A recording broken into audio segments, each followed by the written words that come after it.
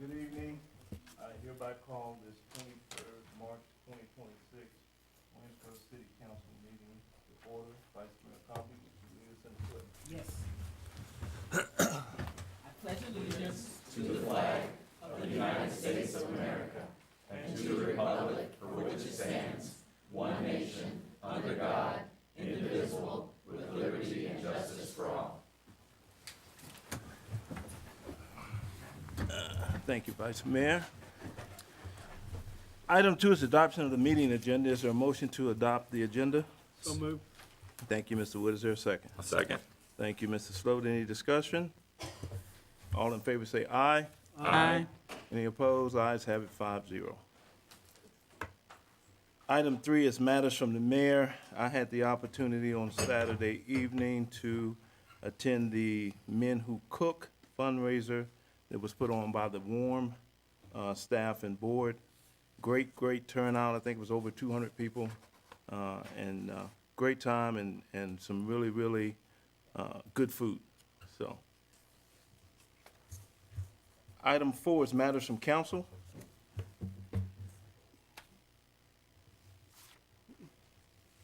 All right.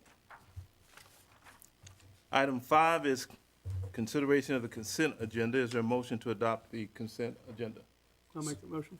Thank you, Mr. Wood. Is there a second? A second. Thank you, Mr. Short. Any discussion? All in favor say aye. Aye. Ayes have it 5-0. Item 6 is to hold a public hearing and consider adopting an ordinance granting a non-exclusive franchise to Verizon and/or other bidders to construct, install, and maintain small cell facilities and wireless connection facilities to support the operation of small cell, small facility infrastructure in the city's right-of-way. Ms. Mickelson. Thank you, Mayor. As we discussed last meeting, it's actually Fiber Asset Co. LLC, which is working in conjunction with Verizon for Verizon's facilities to go in the city's right-of-way. This is the only bid that the city has received. And so unless there is any other bids here this evening, we will close the bid and happy to answer any questions council may have about the franchise agreement with Verizon for installing cell phone facilities in the city's right-of-way. Any questions? No. I hereby open the public bid hearing.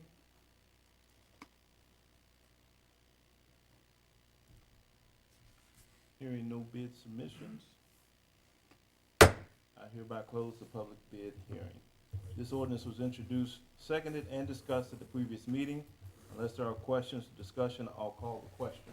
All in favor of adopting the ordinance as presented, say aye. Aye. Any opposed? Ayes have it 5-0. Item 7 is to consider adopting a resolution providing for the issuance and sale of taxable general obligation public improvement refunding bond not to exceed $9,500,000. Mr. McCormick. Thank you, Mr. Lee, and good evening, Mr. Lee, members of council. City staff recommends refunding the 2015 bond issuance through a tax-exempt Virginia Resource Authority refunding. The net present value benefit of this is about $513,000 over the course of 12 years. So it's about $42,000 a year. It's spread out across the general water, sewer, and stormwater funds. The important thing to note on this is the VRA sale doesn't happen until a little bit later in the spring, so we give them a minimum that we'll accept for the savings. If the bonds sell at a rate, end up going for a rate that's higher than that, we just don't participate in the sale and don't refund the bonds. If the bonds come in at a rate that's lower, we participate in the sale and realize the savings. If council has any questions, I'd be happy to answer them now. If not, the resolution is ready for adoption this evening. Any questions, Mr. McCormick? Do I have a motion to introduce the resolution? I'm so moved. Thank you, Mr. Sloat. Is there a second? A second. Thank you, Mr. Short. Any discussion? All in favor of tabling the ordinance, or do we don't need to? You can adopt, yes, sir. We can adopt. All in favor of adopting the ordinance, say aye. Aye. Any opposed? Ayes have it 5-0. Item 8 is consider adopting a resolution authorizing execution of an agreement between the Virginia Department of Health and the Waynesboro City Council. Mr. McCormick. Thank you, Mr. Lee. The agreement between the Virginia Department of Health and the City of Waynesboro Council governs how the Virginia Department of Health operates within the city. Most important thing to note here is this is not new money. It's money that was appropriated in the previous year. This just defines how the money will be spent and what the relationship between the two parties are. Mr. Hamp has already moved forward with signature on this. This resolution just basically approves his signature on that document. If you have any questions, I'd be happy to answer them now. Any questions? Do I have a motion to introduce the resolution? So moved. Thank you, Mr. Schwartz. Do I have a second? No second. Thank you, Mr. Wood. Any discussion?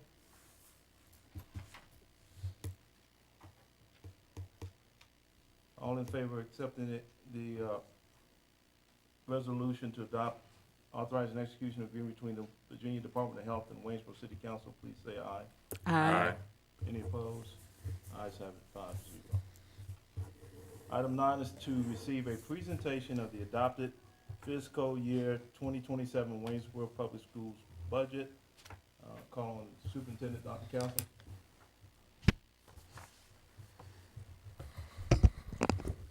Thank you, Mayor Lee, members of council, for the opportunity to be here tonight and present the school board's adopted budget.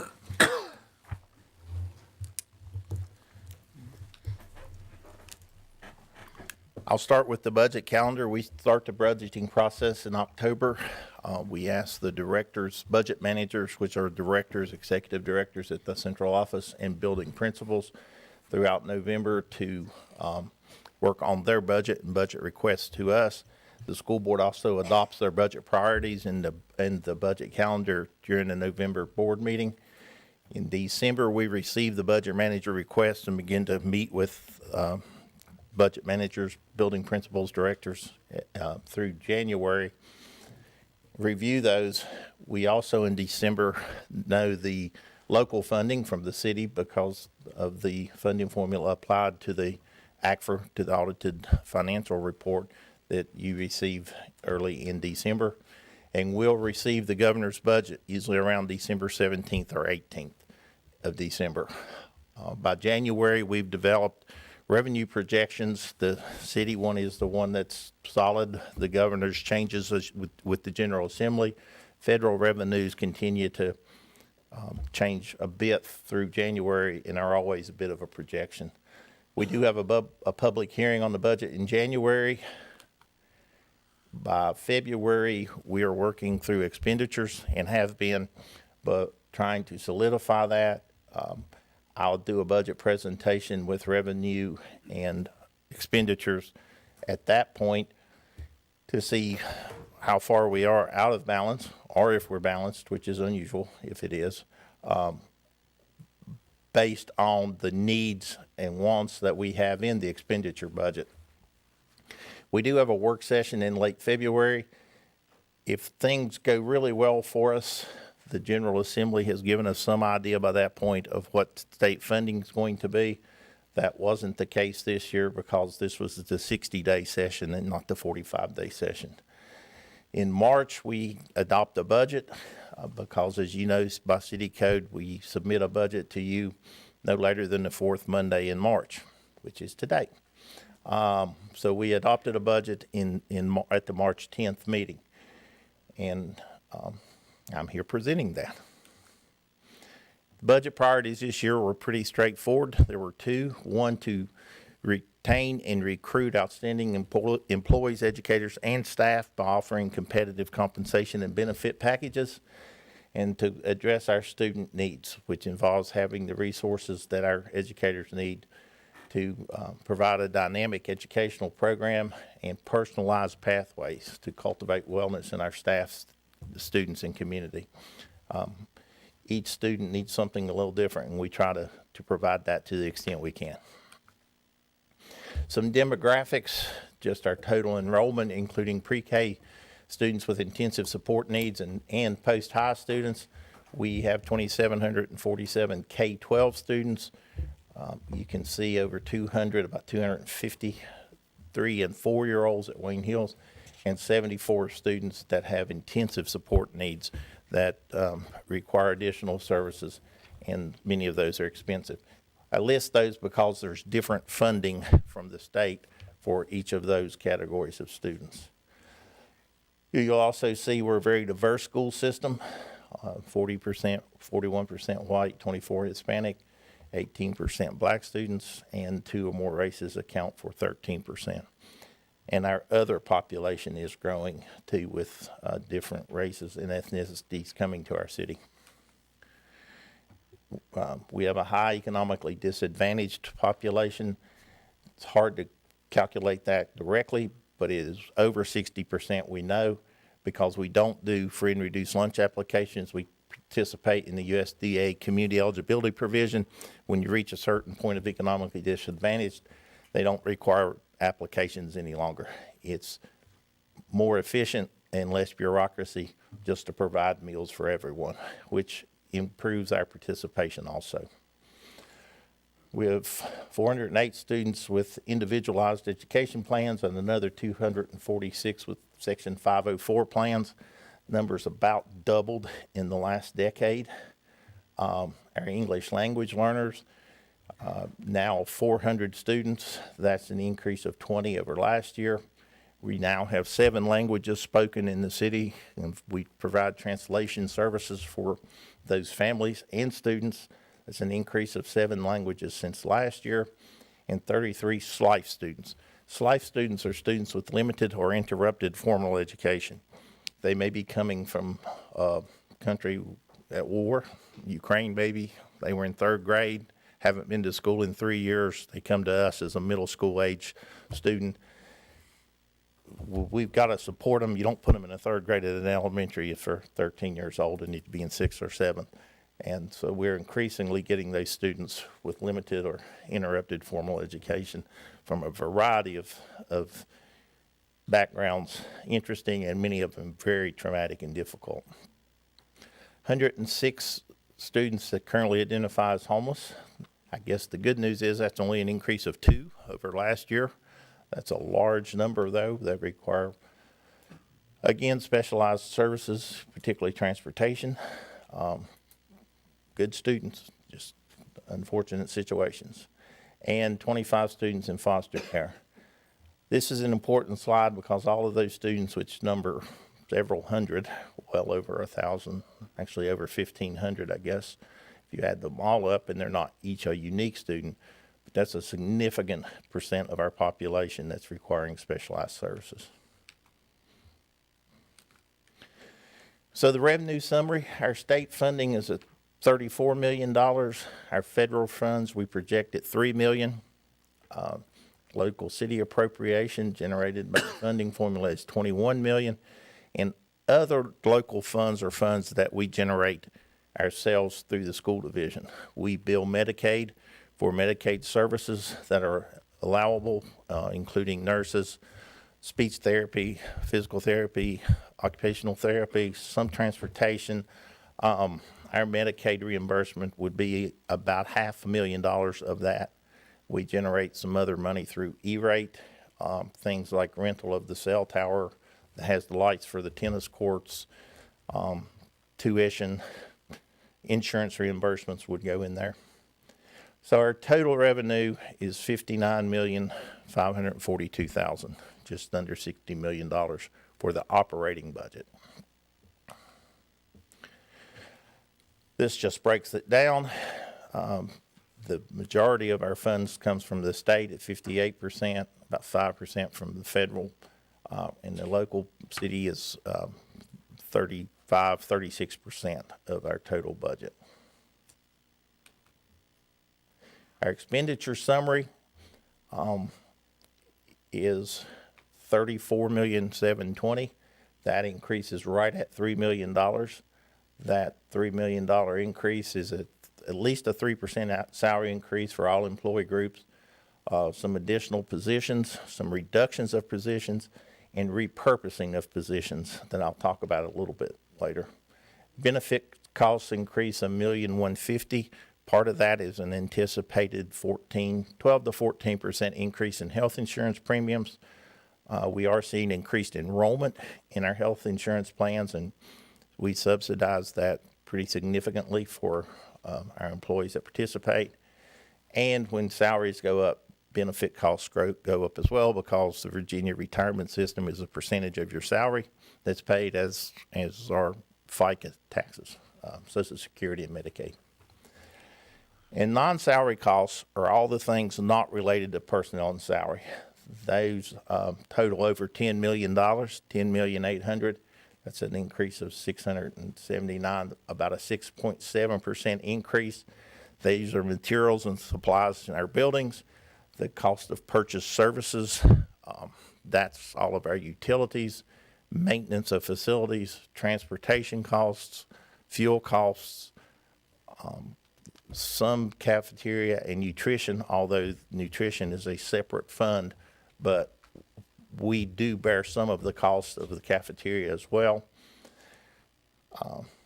It's a large organization. We are the largest employer in the city with about 600 full-time employees, and that number comes from the audited comprehensive financial report of the city.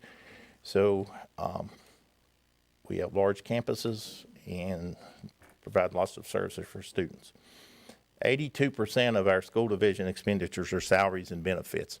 That's pretty consistent across the state, somewhere from 78 to 84% of school divisions' expenditures are salary and benefits. We're a very people-intensive business. I just saw an article a week or two ago from one of our neighbors that was reporting 85% in salaries and benefits.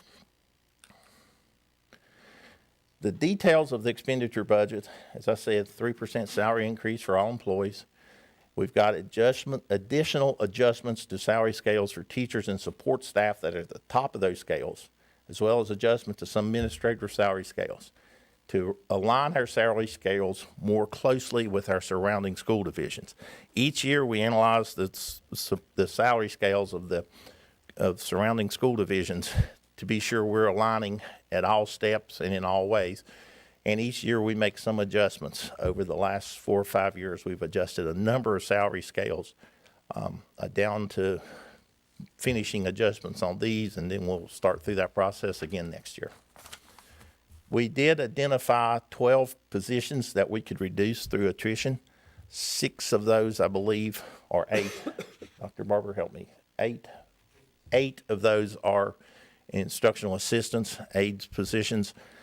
Could be that students have graduated and no longer need that assistance, or have moved to a program that does it, or have transitioned into a more inclusive classroom and do not require as many services. Some of those are general aides. In an efficiency review that we conduct, we identified some of our elementaries that had a higher ratio of aides than others. And over the last 2 years, we've tried to standardize that so they have the same number of aides proportional to the buildings. We do have the addition of 4 special ed teaching positions in this budget to address the needs that I talked about earlier. A couple of those positions we were unable to fill last year, so we're including them this year. Addition of a transportation manager position. It's a full-time job, just keeping all the vans and buses and vehicles running and maintained, and filling in as finding substitutes or filling in. And reclassification of the existing instructional position to meet scheduling needs and serve student needs. In some cases, for example, we might have a career and tech ed position we're unable to fill, but we find a math teacher or science teacher that we need, so we'll reclassify that position. Still a teaching position, but it looks different on the, but in the budget when we do that. So there's the proposed expenditure budget. As I said, salaries and benefits are right at 82%. The non-salaries about 18%. Not much you can do to reduce non-salary. It just goes up every year. So there's the summary showing that there's a balanced budget. We do have unfunded needs. And as I've said, this is the FY27 operating budget. But in order to balance, we've established priorities and made some difficult decisions. Our school administrators and building principals identified several data-driven personnel needs and facility improvements in their budget requests. And in our prioritization, there were several of those that we could not fund with this budget. These are unfunded personnel needs.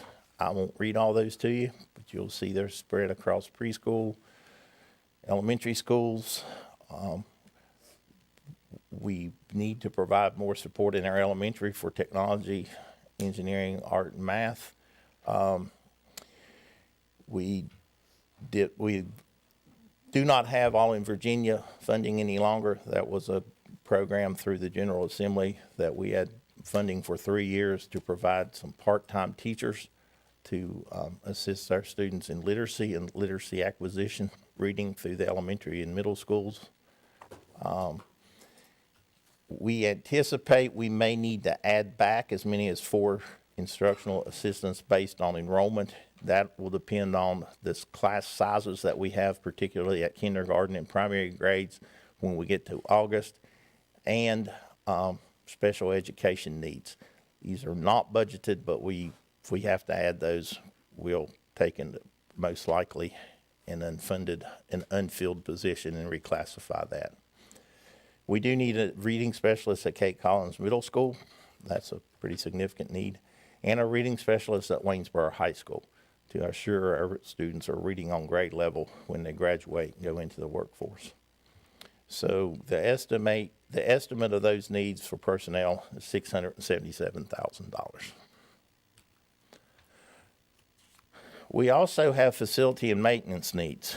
Normally, we put anything over about $300,000 or $400,000 into the capital improvement plan. However, there's some things here that are not. We have put weapons detectors in at Waynesboro High School and Kate Collins Middle School. Had very good feedback about those and are very pleased with the additional safety and security that those are providing. To do that for all of our buildings would be $450,000. We don't have to do all that in 1 year. We could break that down over the course of, we'd like to do it over the course of 3 years at $150,000 a year. We don't have that in right now. There's some resurfacing of sidewalks, kind of yearly maintenance sort of things. I'll speak to the replacement of 5 boilers at Waynesboro High School. One of those boilers went down right at the beginning of the cold weather in October or November. It just wouldn't fire, and it can't be repaired. There are 5 boilers there. We've operated on 4. The 4th one, the companies have told us, is limping through. We were lucky to make it. There's a long lead time on these.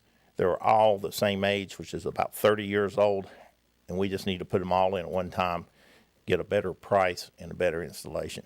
So we'll plan to use either reserve fund money or maybe unspent end of year fund that I'll talk about a little bit in a minute, and we may get enough additional state money in May to do that, but we'll replace those boilers this summer. And then going back up, you will see this estimate. There's a Senate bill last year, Senate Bill 1413, that requires air quality monitoring and reporting. We thought that might be amended this year. There were some amendments that actually made it more stringent. The amendments are tabled, so we have 2.5 years to complete this, and our estimates are around $35,000 to $40,000 per building to do that. We weren't expecting it to. We didn't know what to expect in terms of cost, but that's an expensive one also, coming within the next 2 years. We want to start with part of the buildings this year and then finish up next. So you got $1,394,000, $1.4 million of facility and maintenance needs that we really need to address. That gives you $2 million total. I'll talk just a little bit about the Capital Reserve Fund. The Capital Reserve Fund, the City Council in 2019 adopted a resolution that this had been the practice that when we finished the year in June and had the audit, there were unspent funds available. And the practice had been to appropriate those for capital reserve accounts. That was codified through a resolution with the city. It's been very helpful to do that. Mr. Short was around then and was instrumental in helping to get that done. We do end up with unspent funds at the end of the school year. Because of efficiencies, sometimes, unfilled positions, additional VDOE funding.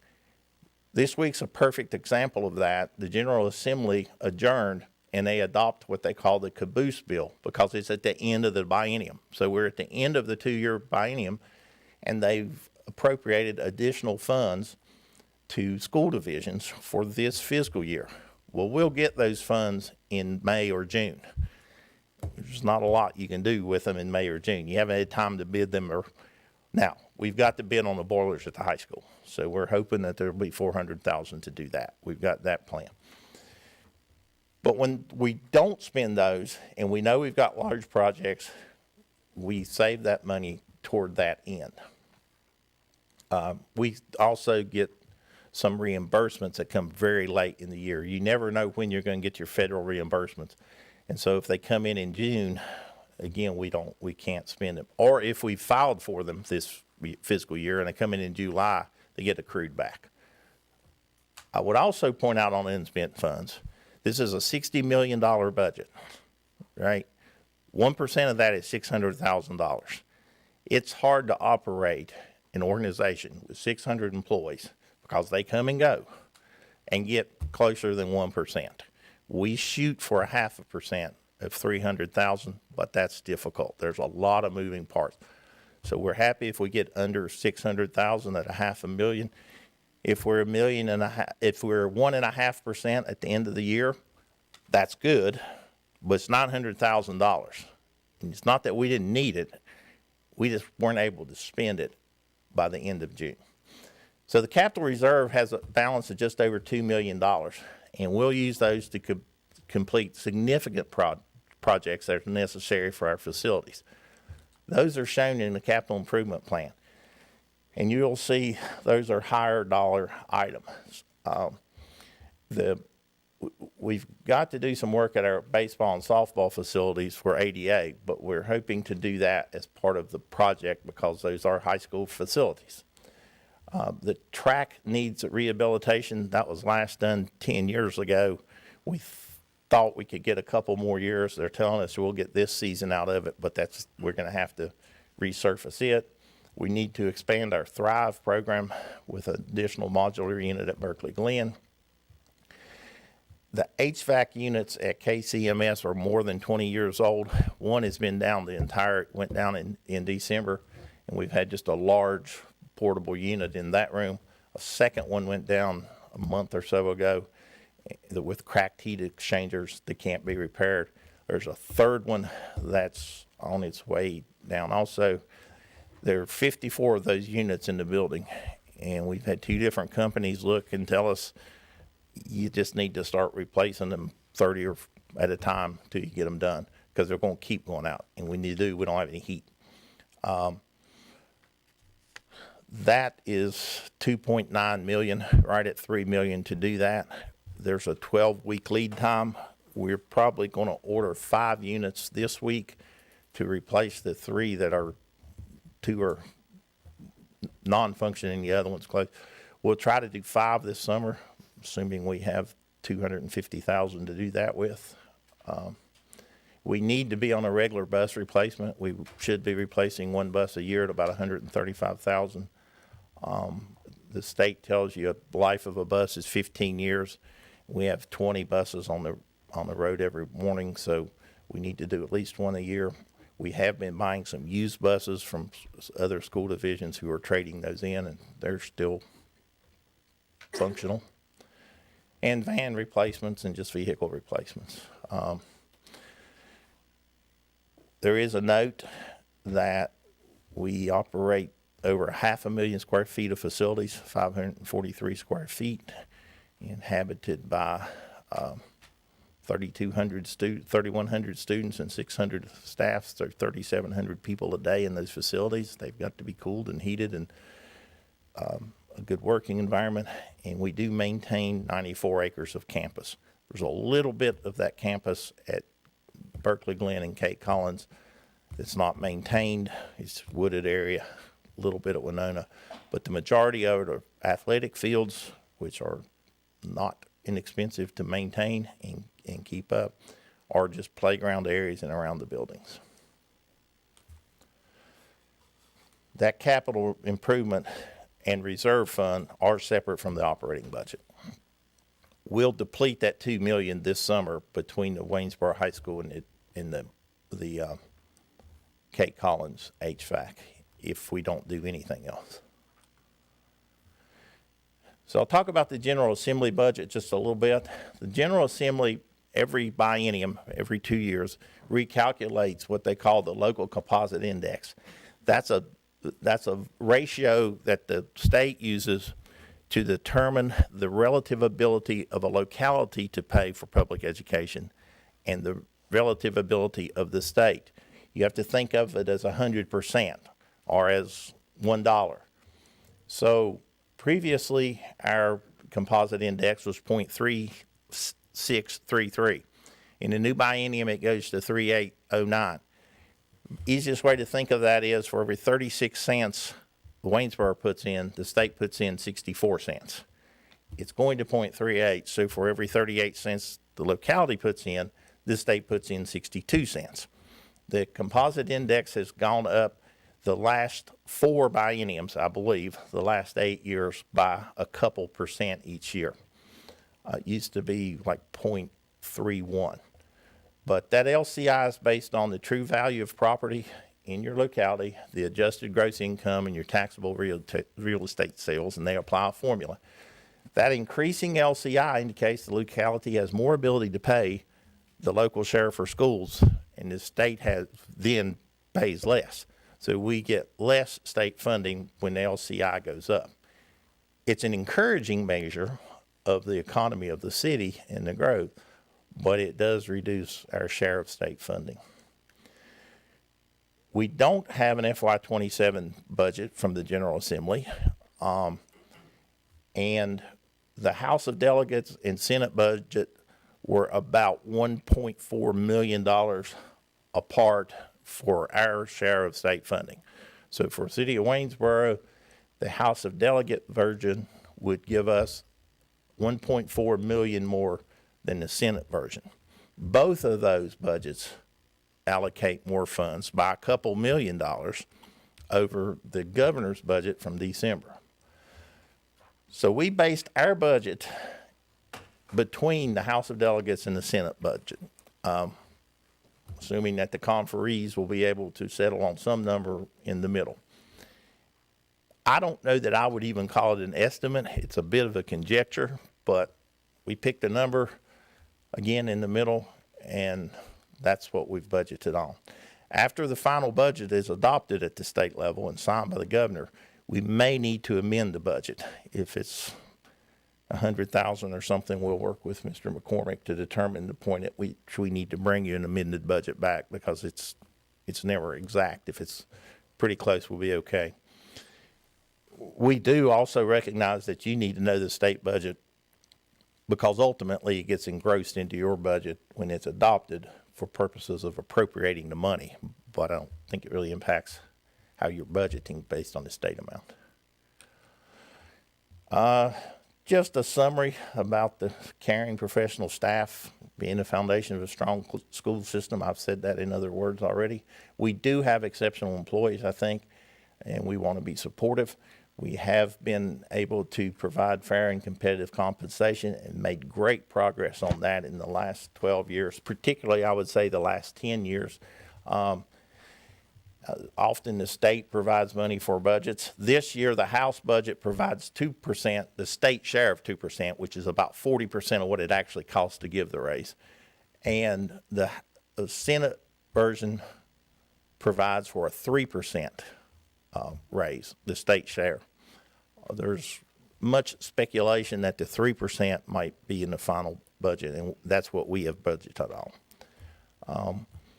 There's another paragraph just about meeting students and their basic needs, being sure that they come to school, feel safe, supported, in a comfortable learning environment, heat and AC and lighting. And we feel like we have good community support to meet that and to strengthen our learning outcomes. And in the final, we need all of those funding sources to provide safe, supportive, high-quality learning environments, which we strive to do, and I think we do.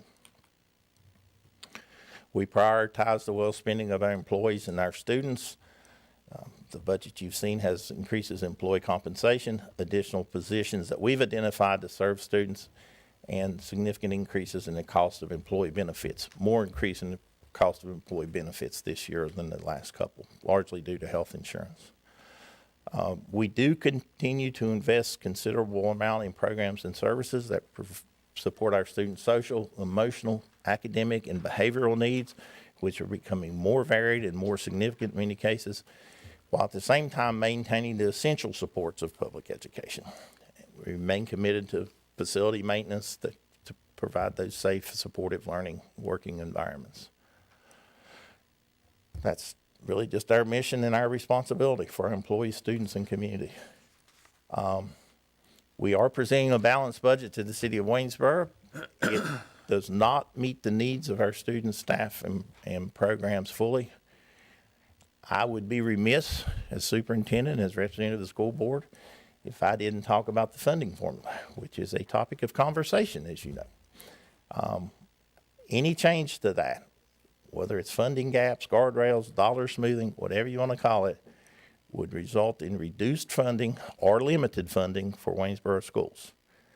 That limited funding or reductions will negatively impact our current programming, and proposed cuts will be detrimental to our students, staff, schools, and our community as a whole.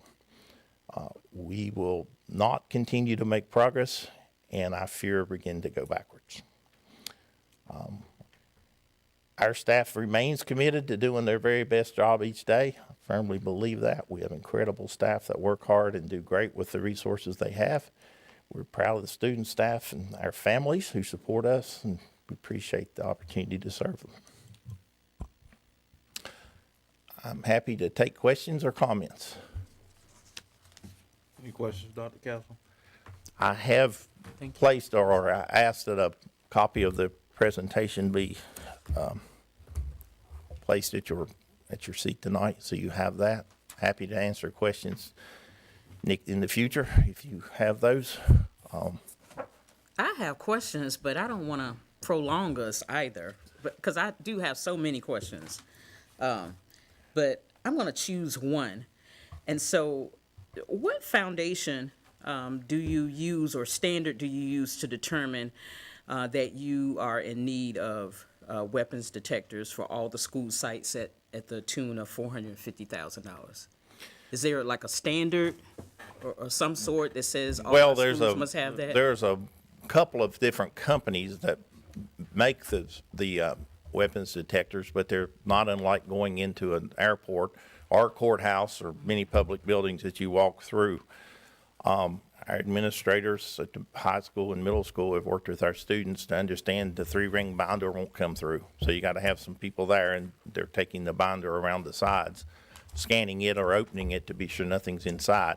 Then students and book bags come through, as do adults who come in during the day. We'll begin using these in our athletics facilities next year. Unfortunately, we do have weapons show up in our buildings. You may have seen in the news in the fall, a young person at an elementary who did exactly the right thing and came to the teacher and said, "There's something in my book bag that shouldn't be there." Mm-hmm. And there was. We would have caught that. Turned out fine for us because the young man did what he'd been taught to do. But those are just becoming pretty standard around the state and the country. Unfortunately, we need that. And they're priced on state contract. We've looked at the prices, went to some other school divisions that have implemented them already and saw how they worked. Mm-hmm. Some of the parents were at football games in neighboring school divisions where they were using them for their football games, which I think is a really good idea. We didn't have them at that time. we had applied for a grant that allowed us to purchase two of the 4 sets that we have, and we waited until the amount of that funding, which was October Yes. purchasers.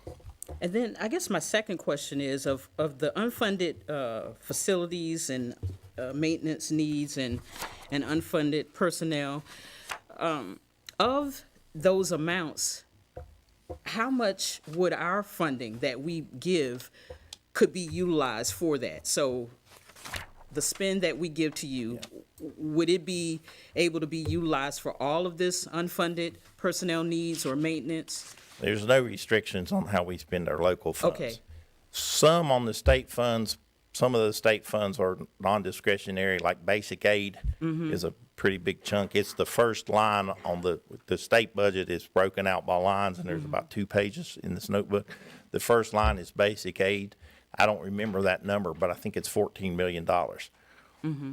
We can pretty well use that for what we need to, want to. Okay. As you get farther down, there's designated funds for at-risk students, English language learners, special ed, different programs, Virginia Preschool Initiative. Yeah, so that was some of the demographics of the students that you talked about earlier that. Yeah, those tend to be funded differently. Okay, and our funds that we provide wouldn't be utilized for that. They're general. Thank you, so I'll stop there now. Thank I you. will comment, the federal funds all have strings attached to them, and lots of them. So all those federal funds are going to programs, and we have to certify all that. Thank you, Dr. Castle. I have two.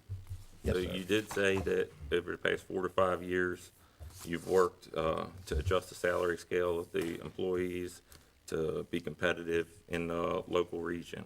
Where do we fall? Right in the middle, I would say.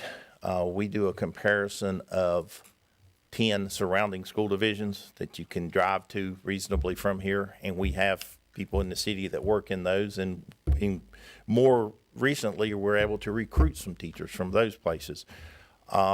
Somewhere from about 5th to 8th or 9th.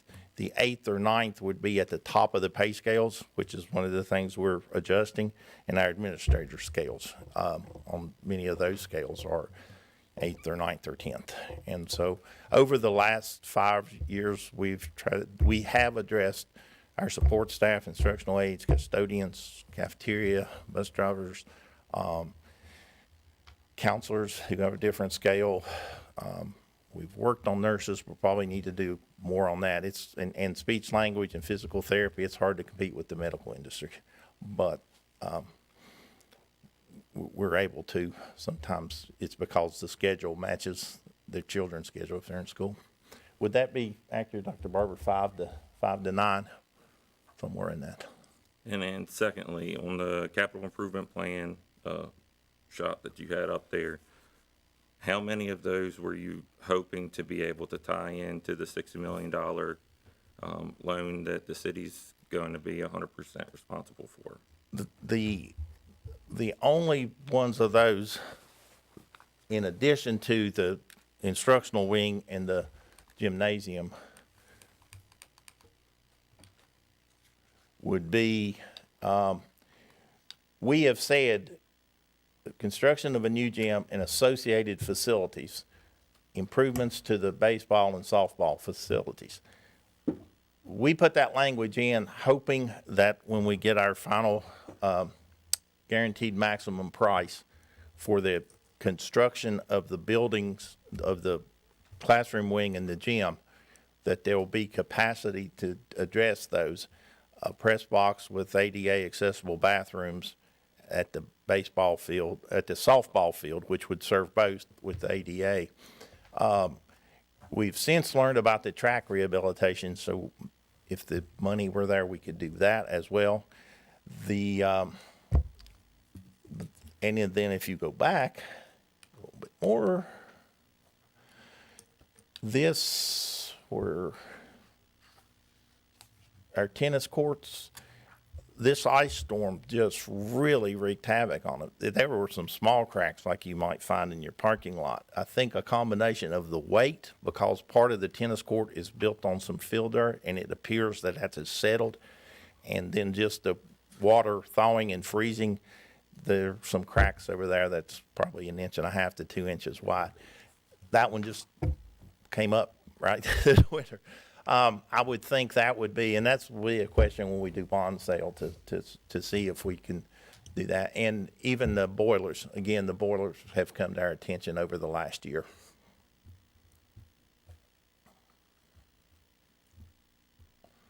me it would be- We did get a $94,000 price on tennis courts today, so it's consistent. And this chiller repair is scheduled. A new chiller at the cafeteria is $125,000, but they're telling us we'll get 8 to 10 years out of a repair. So that one's scheduled to happen soon, actually, before hot weather.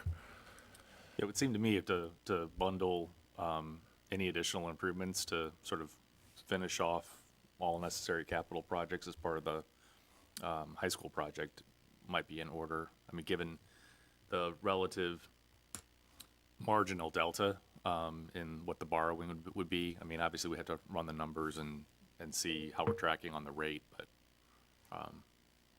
That was kind of my point, Councilman Short. You take the boilers, the tennis court, the rehab of the track, you're still under $1 million, maybe under 900. We've already had the civil work done, the surveying work done for the sidewalks and the ADA accessibility part at the softball field. And there would be a sidewalk connected to the existing press box and then a concrete pad in front because it's not accessible with the stones that are there. I'm getting into the detail. But that would be a few $100,000 also. So in the scope of $60 million over 20 years, it'd be nice to sure. wrap that up. Other questions, comments? What's the Thrive Good program questions. at Berkeley Glen? It serves students who are primarily on the spectrum of autism, elementary age students through middle school. It was a program that was Pygmalion program in Stanton. And 2 years ago, they announced in October they would close in December. And we had 8 students, I believe, there. Augusta County and Stanton had a few students. We had to do something, and we actually probably saved money by running the Thrive program because we were paying a lot for students to attend. It's been successful. We've transitioned students back into elementary classrooms and middle school classrooms as they've aged through that program and developed the skills to move back in. That's great. Do we have any tuition students there now, Dr. Barber? At one point, we had capacity to host some students from other school divisions, and they were paying tuition as we do occasionally with programs, and they do. I didn't think we had any right now. Any other questions for Dr. Castle? Not right now. Thank you. Appreciate the opportunity to be here. Thank you, Dr. Castle.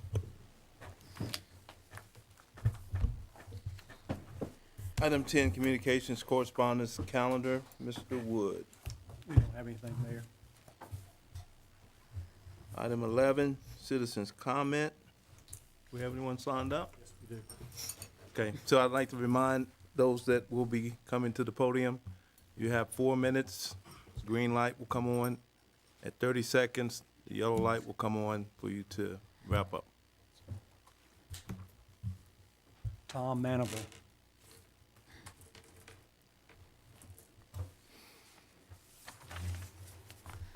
Good evening. My name is Tom Manival, 145 Huntington Place, Ward D.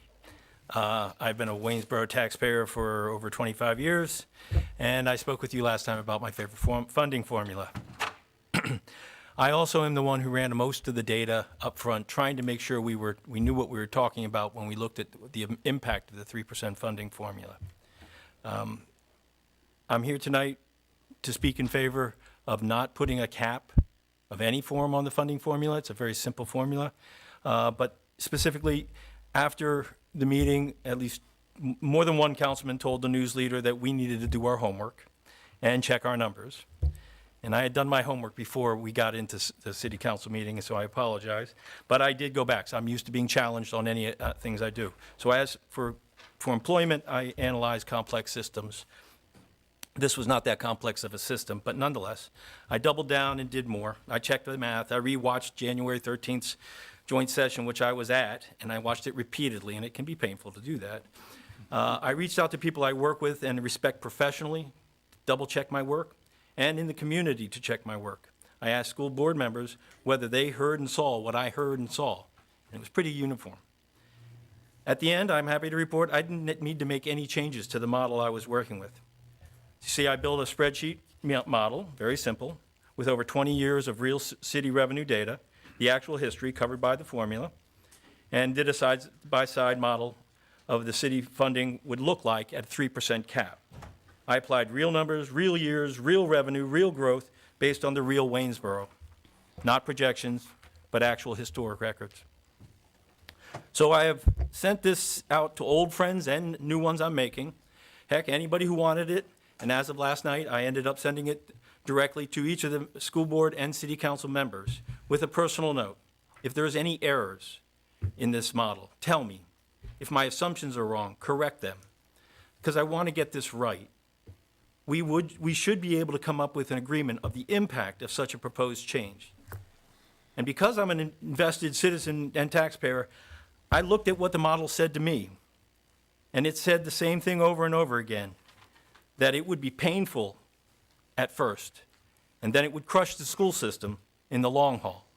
This is not a small, out-of-calculation situation. This is a constant reduction of school funding over the long haul. 3%, any percent, not dealing with the size of the city growth, not dealing with inflation, not dealing with the other market-driving issues, is handcuffs that they cannot afford to live up with. Review my analysis. Do you disagree?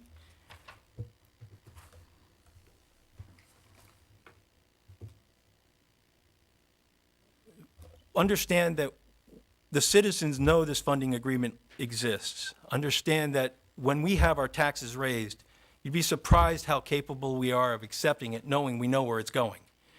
To find out that it's now not going to the schools anymore, or a significant chunk is going to be trimmed off the top, kind of makes us not interested in the large tax raise we just got last year.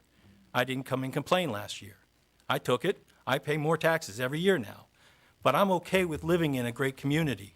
I'm okay with getting this community out of the bottom third. But don't leave our kids behind. Don't do it on their back. We're willing to pay the taxes, but don't give it to your own special projects, if you would. Thank you for your time. Nicole Snyder.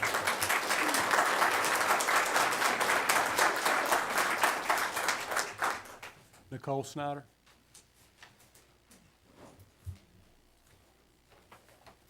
Hi, my name is Nicole Snyder. I live at 604 South Poplar for 29 years.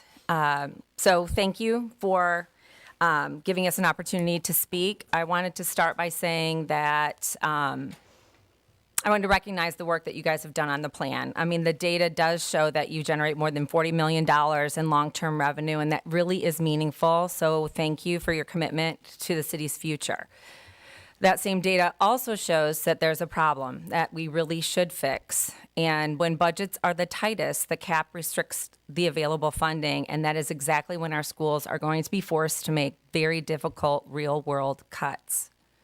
Those cuts are not abstract. They look like fewer teachers and coaches positions in sports like swimming and track. They look like programs not just being scaled back, but eliminated. Not because they aren't valuable, but simply because there isn't flexibility in the funding. And those programs really do matter. Both of my boys have benefited from the current formula and the programs the school was able to fund with that formula, from tag teachers to swimming coaches to a pole vault pit. All of these programs where my children were recognized by this school system in this city for going to states and beyond from this program. For many kids, I know that some of these programs or athletics like track or swimming aren't just extracurriculars, they're pathways.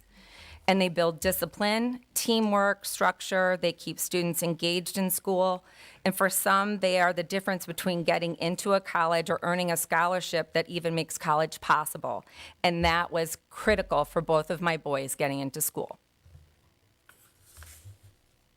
When we cap the funding, we're not just tightening a budget, we're closing doors. What's important here is that the cap is not what's making your plan successful. The long-term gains still happen without it. The data shows that. The model performs, meaning the removal of the cap is a low-risk adjustment. So right now, the cap is creating an unnecessary trade-off. By removing the cap, you will allow your plan to do what it was designed to do, which is generate the long-term growth, while also providing the flexibility to protect our school funding when it's needed most. This isn't really about changing your plan, it's just about strengthening it. If there is a cap, it will kill programs like pole vaulting and swimming, football, soccer. You can count on it. There are only 3 teachers that are also coaches, and the rest of them will go. They will go. So I urge you to remove the cap so we can protect the schools, maintain stability for the families, and still achieve a strong financial future that your data already shows is possible. Thank you. Thank you.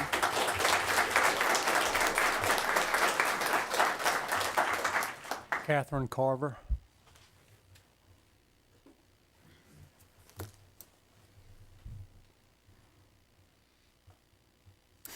Good evening. My name is Catherine Carver, and I live at 324 Ridge Circle.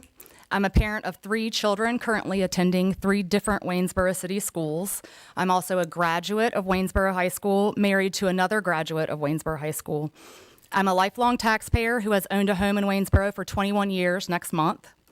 I pay thousands of dollars in personal property taxes every year, as our vehicles are rated on the perfect NADA value, which is very often more than what we originally paid for the vehicle in the first place. Our city is growing and building at a quick rate, which will generate even more tax money as the years go by, and our school system deserves to grow with the city.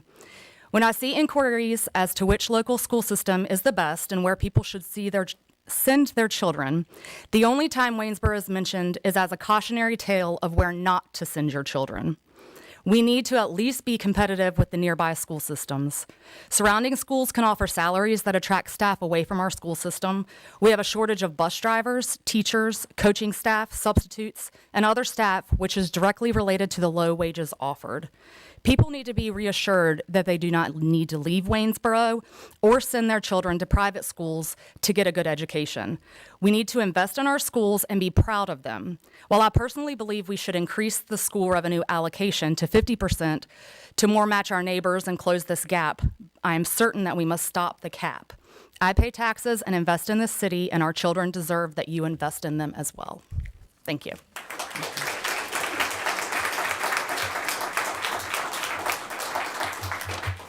Daisy Martin.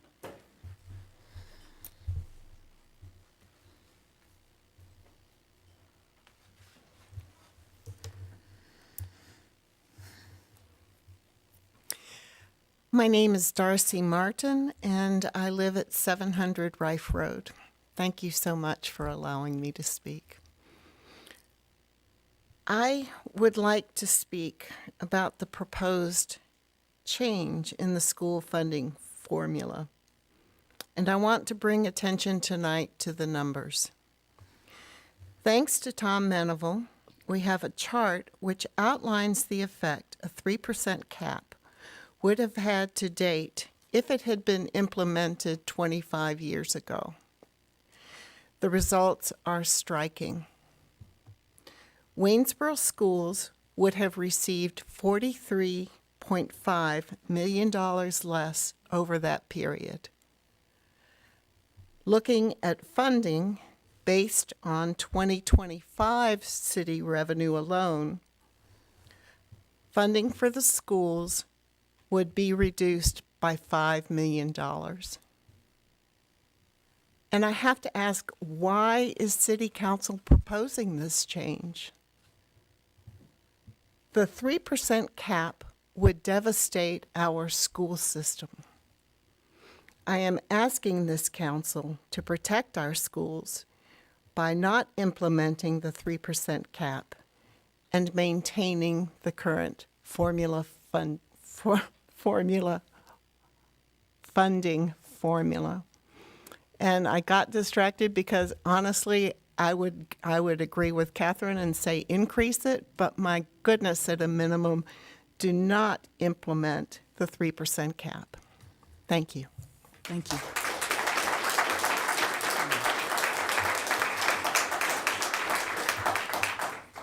Eric Hilker.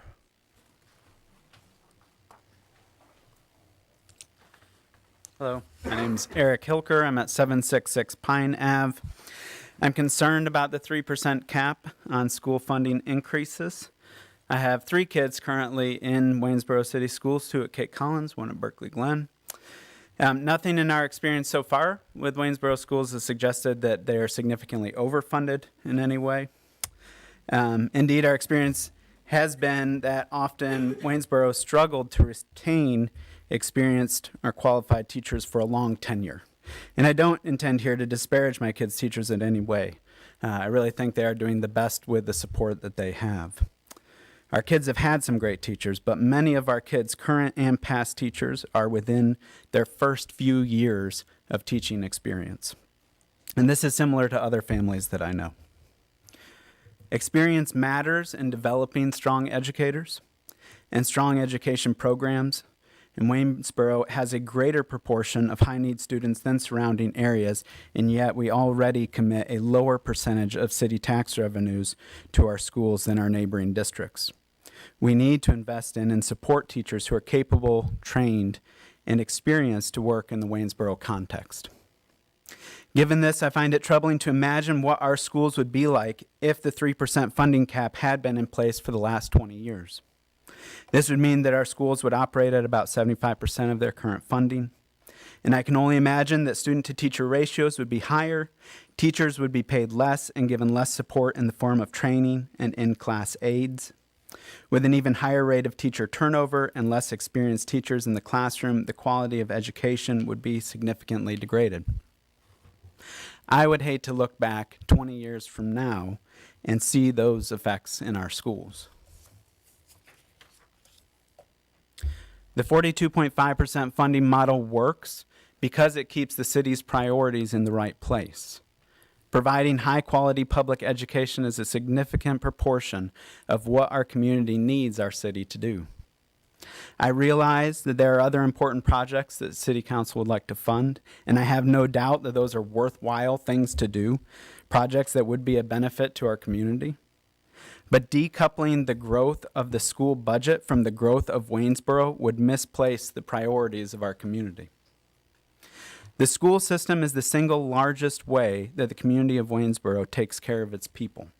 Those with kids in schools, those without kids in schools who still benefit significantly from our strong school systems. Waynesboro's tax base is growing, and the best investment our town can make is in the education of our kids. You know the value of good schools in our community. Providing quality education grows a community that can support a flourishing Waynesboro.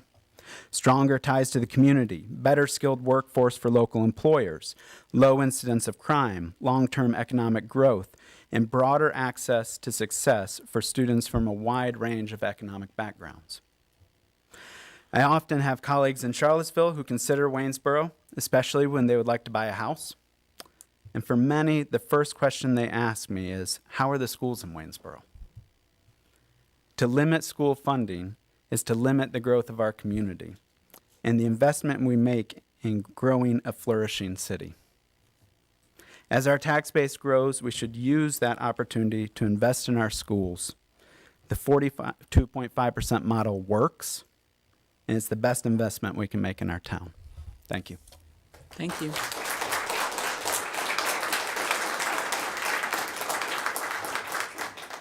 Andrea Kendall.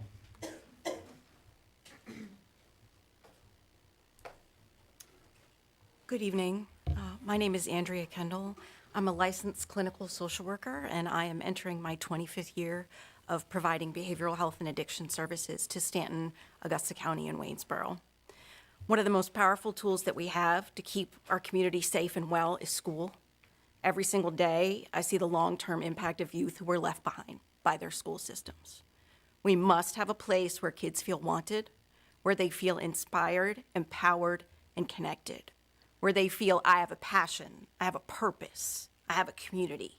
I'm going to be someone. I'm going to do big things. I see a future for myself. That is life-saving. And I know it's already hard to recruit and keep good teachers, and to obtain quality materials, and to ensure a wide range of subjects and activities so that every single child finds their reason. And I just don't see how we can do that with this funding cap. So I ask that you please reconsider. Thank you. Thank you.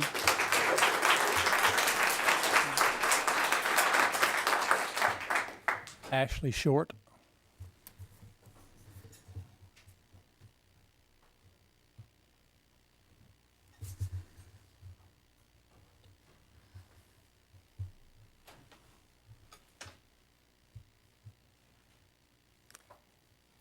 Good evening. My name is Ashley Short. I live on Fairway Drive in Ward B. Been a tax-paying homeowner in the city since 2010.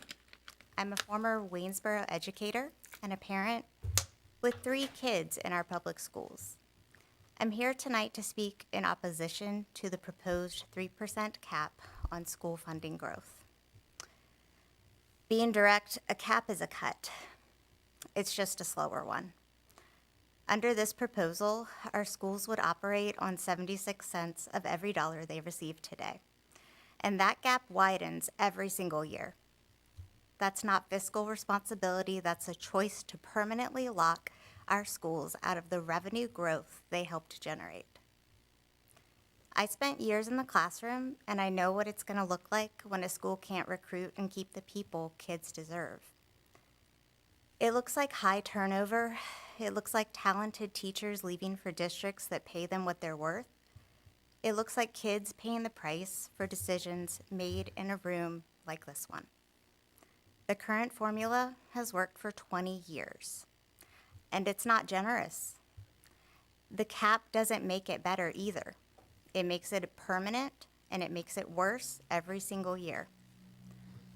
We know council has a vision for Waynesboro's future, and our schools need to be part of that vision, not left behind by it. And so I'm asking you not to cut what schools have already built. Thank you. Thank you.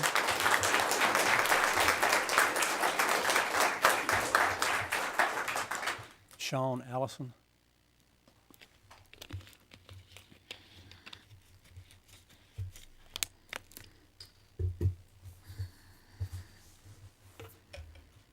Good evening. I'm Sean Allison. I live at 520 Chestnut Avenue. As a resident and a parent, I have 3 students in 3 different schools.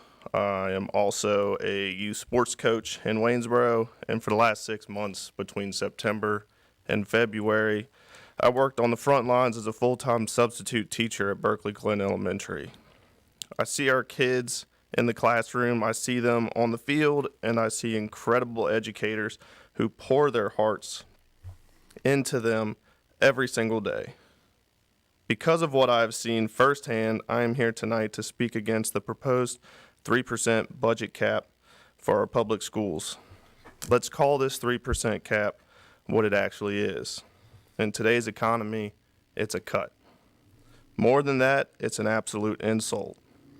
Waynesboro is growing. We are seeing new development and new families. But if you want this city to keep growing and getting better, you have to realize that sustainable growth starts with the schools.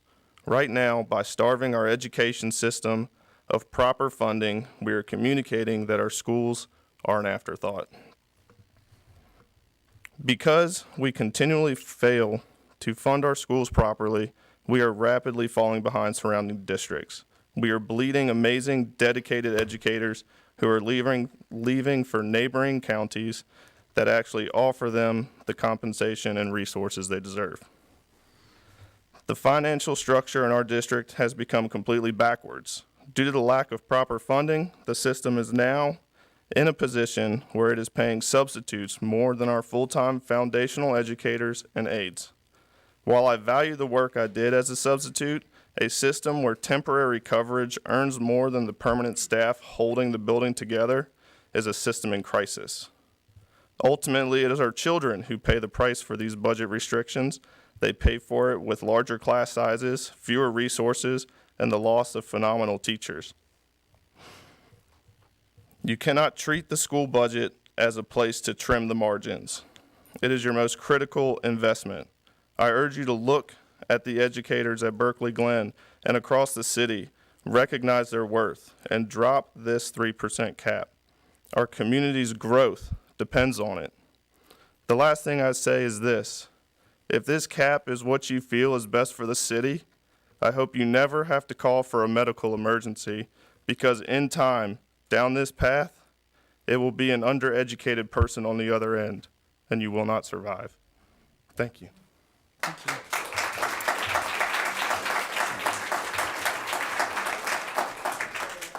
Alex Edwards.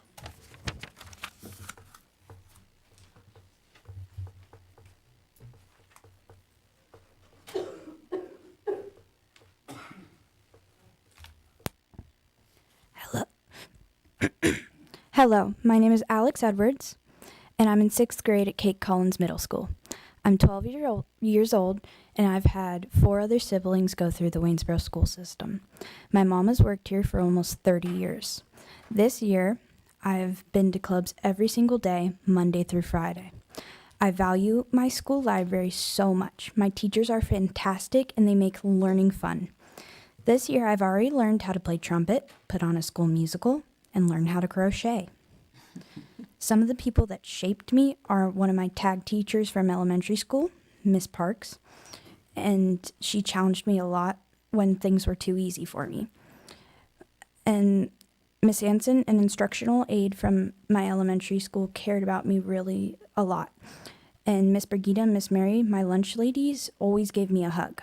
I learn best in small classes that are under control, where kids are emotionally stable and my teacher can meet the needs of each student. At Westwood, one of my favorite programs was Building Brighter Bulldogs. It's a STEAM program. That was funded by a grant. I learned cricket, 3D printing, photography. This program might produce future engineers, designers, photographers, actors, and artists. Funds from the grant have run out. We need to find a way to keep these programs going so students can become professionals who will contribute to Waynesboro in the future. We are all one community, and we need to show that we care about the best education for everybody. Capping funding won't help. It will hurt. My education is priceless. Please don't put a 3% cap on it. Thank you so much for your time.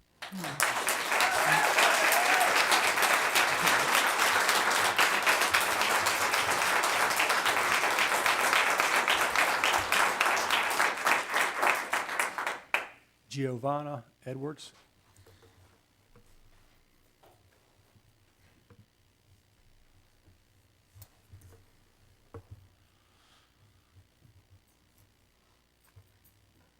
Whew, I hate to go after that kid. I claim her most days. So my name is Giovanna Edwards. I have worked in Waynesboro Public Schools for 29 years, all at Westwood Hills. I started back in the 1900s, kids, the 1900s, where we actually had chalkboards and SOLs were new. Email was a brand new cool thing to figure out. And so I've seen in my time here a lot of things come and things go. I've seen staff come and go. I've seen students come and go, curriculum, hot topics, trends, so many things that have come and gone. But you know what has been consistent? Kids that have the need to feel safe and the need to feel loved and the desire to learn. And what else has been consistent is that we've had the teachers and the staff rise to meet those needs. I'd like to paint a picture of what school is like now as opposed to several decades ago when I started. But side note, if you'd like to come and sub and see for yourselves, you would love it. Toughest job you'll ever have, but I guarantee you'd have just as many hugs as sneezes in your face, and you would love every second of it. So we would welcome you if you'd ever want to come and sub, because it's just a great position to be in. I made a list of things that we have more of now as compared to when I started teaching, and a list of things that we have less of. We have more kids with higher needs. We have more ESL kids. We have kids that are on IEPs and 504 plans and diagnoses that I didn't even know existed, 10 years ago. We wear many more hats now than we ever used to. We have more teachers on provisional licenses now. It's becoming harder to find those who are highly qualified. And I worry in 5 to 10 years what that's going to look like, and how qualified our staffs will be, because we are leaving at a rate higher than we are filling the positions. We also have more data collection. We have more testing than we did decades ago. And overall, we have more simply added to the teachers' plates. What do we have less of? We have less time to do the things that must be done in order to remain in compliance at the federal and the state level. We have less money, meaning lower salaries than many of the nearby school divisions. We have, unfortunately, less support than, at least for me personally, than what I used to feel decades ago, either from families or from the public. And there are times when I feel it's become an us versus them mentality, despite the fact that we are all on the same team working towards the same goals. So there never seems to be enough time, money, or energy, but somehow we make it work. And we always find a way to make the most out of what we have. But it hasn't changed over the last 30 years. Our heart and our hustle. That's almost a Cobbism, and I think it's very appropriate. But man, we are tired. Are we tired? Yes. Raise your hand if you're tired. There you go. We are tired, even though we love what we do. We need your support. We can't do it all on our own. The other day, sorry, it's gonna make me emotional. We were doing a lesson,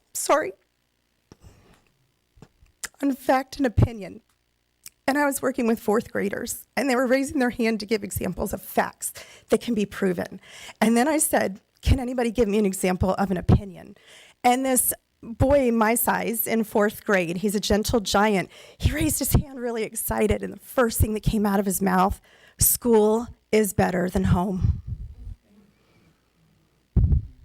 School is better than home. That was his opinion statement. These kids deserve the brightest and the best that we have to offer. That's something else that has never changed. They deserve to have the best staff, the best buildings, the best materials. We've got to provide that for them. We are the most consistent piece in these students' lives. Not only do we need to attract great educators, let's also attract great families who value education and want to partner with the schools, because we're on the same team. And we can do this by making our schools as strong as they can be. We want these families coming to Waynesboro. And like the other gentleman said, first question they always ask, how's the schools? They go pull up the data. Just like our students, our city has endless potential. Let's work together to make our students, our schools, and our entire community the best that they can be. Please consider not putting a 3% cap on funding our schools. Thank you so much for your time. Thank you.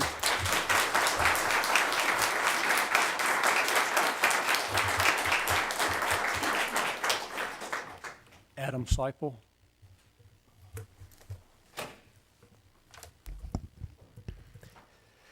Good evening, Council. My name is Adam Seipel. I'm a Waynesboro resident in Ward D and the parent of 2 WPS students.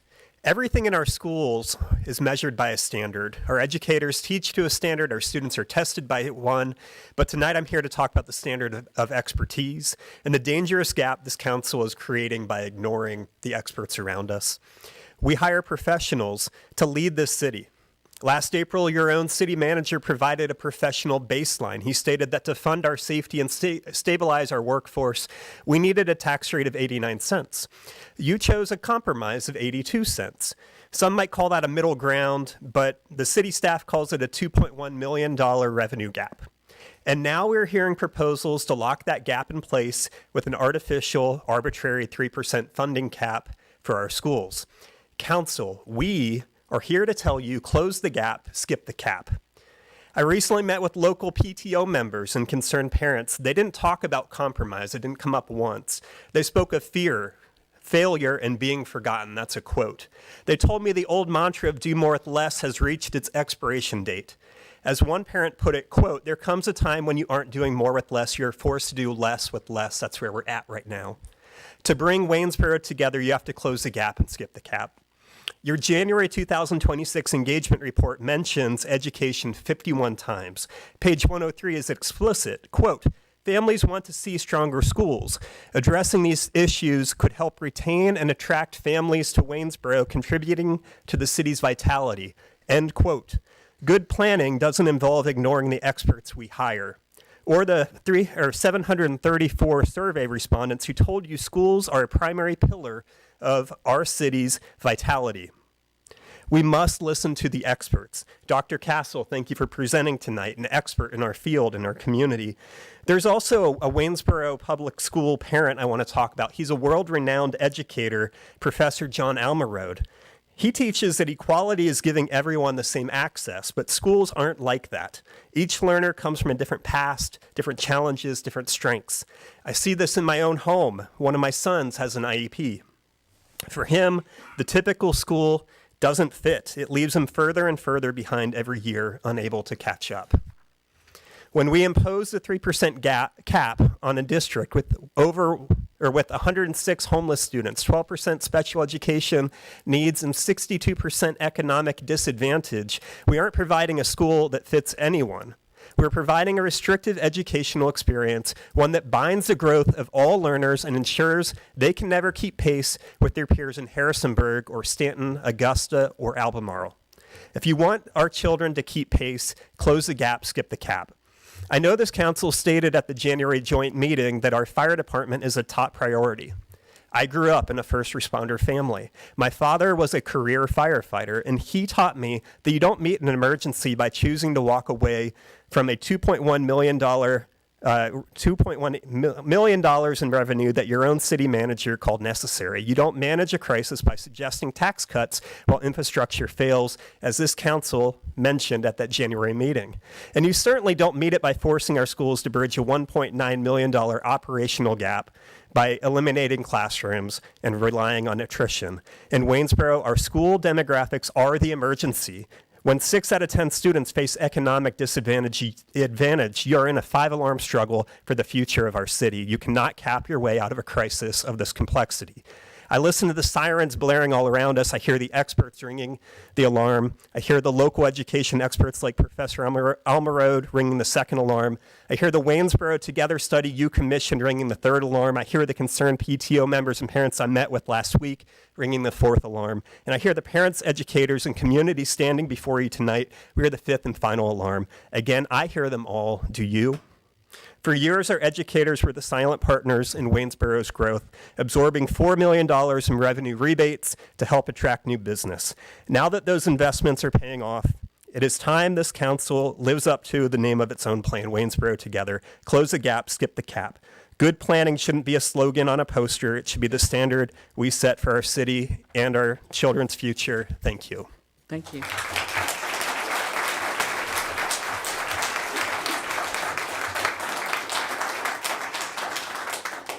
Ellen Winter. On Thursday, Ellen Winter, 1101 Fairway Drive. On Thursday, March 12th, 2026, a public notice environmental permit appeared in the News Virginian that Northrop Grumman was seeking a permit that would limit its hazardous air pollutants in Waynesboro to below major source levels. Yikes. What does that mean? No public hearing in this matter is scheduled at this time, but one can be requested from the Department of Environmental Quality by April 13th. Residents of Waynesboro should be made aware of air quality issues regarding this new plant. I ask that City Council request a public hearing to make transparent the environmental impact that Northrop Grumman will have on our community. We should know from past experience, industries doing pollution control correctly from the start, rather than cleaning up after years of damage, is the way to go. Maybe this permit will require ultra-clean air, but the following information suggests otherwise. We want Northrop Grumman to assure us that they are doing best practice air pollution controls to keep our environment clean. According to Copilot on the internet, even when emissions stay below major source thresholds and qualify as a synthetic minor source, people nearby can still experience noticeable health and comfort effects, mainly from low-level particulate matter, volatile organic compounds, odors, and irritants. These effects are typically milder than those associated with major industrial sources, but they are not zero. These are some of the types of pollutants commonly regulated under synthetic minor permits, which is what Northrop Grumman is asking for. What humans may sense at synthetic minor source levels: odors, irritants of eyes, nose, and throat, respiratory sensitivity, headaches, fatigue, or like nausea, chemical sensitivity in certain individuals. Why these effects occur even below major source levels. A synthetic minor source is a facility, and this is what Northrop Grumman is being listed as, is a minor source facility that could emit at major source levels, but accepts enforceable limits to stay below them. The permit category is about regulatory thresholds, not about no impact. I repeat that sentence. The permit category that they're asking for is about regulatory thresholds, not about no impact. Key points to take away. Thresholds are based on annual tons per year, not moment-by-moment exposure. Short-term spikes can still occur when annual totals remain low. Human senses, especially smell, detects some pollutants at concentrations far below health-based limits. Sensitive populations react to pollutants at lower levels than the general population. Please let me know if the City Council will request a public hearing on this issue so we can become informed. Thank you for this opportunity to speak.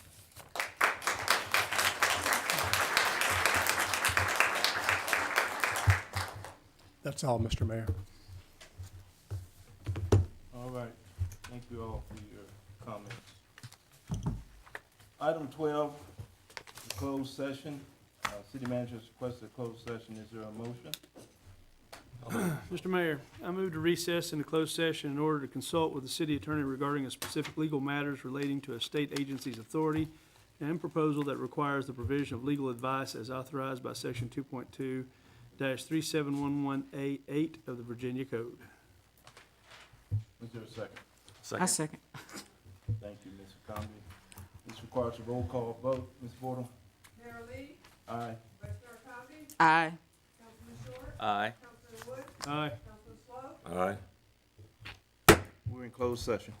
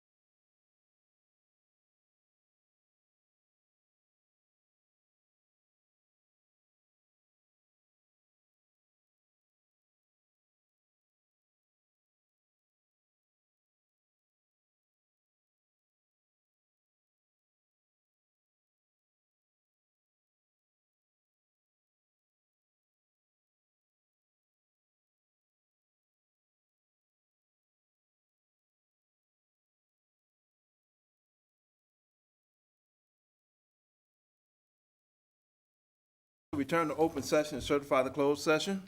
Mr. Mayor, I move to adopt the following resolution.